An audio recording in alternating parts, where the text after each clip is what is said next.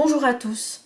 Cette vidéo est la première d'une série de tutoriels dont le sujet est le catalogue en ligne du Centre documentaire de l'IPT, Faculté de Paris.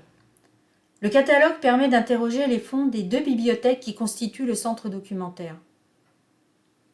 La bibliothèque Raoul Allier remonte aux premières années de la création de la Faculté de théologie protestante de Paris et possède un fonds de plus de 75 000 documents, majoritairement dans le domaine de la théologie, mais aussi des sciences bibliques, de la philosophie et de l'éthique, de l'histoire des religions et de la sociologie religieuse.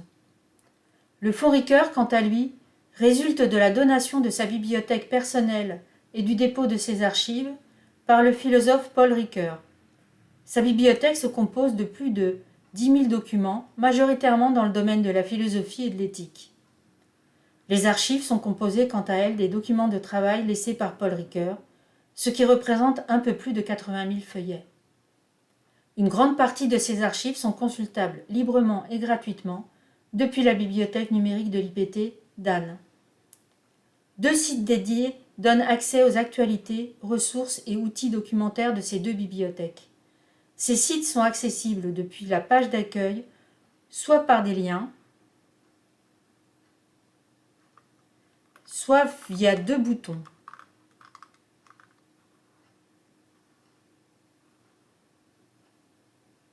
Bien qu'il soit possible depuis ces 2 sites de faire des recherches documentaires, le catalogue reste quant à lui l'outil à privilégier pour effectuer vos recherches. La page d'accueil est structurée en différents blocs d'informations. Le bloc de la recherche, la barre des annonces, le carrousel des nouveautés,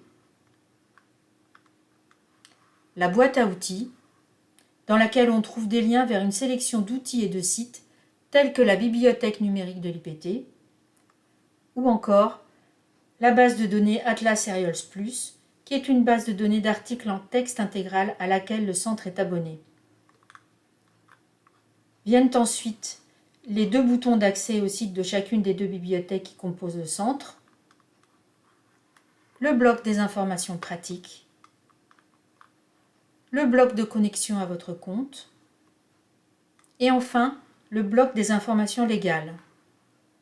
Dans la vidéo suivante, nous verrons ensemble comment effectuer des recherches documentaires à l'aide du catalogue en ligne de l'IPT Paris.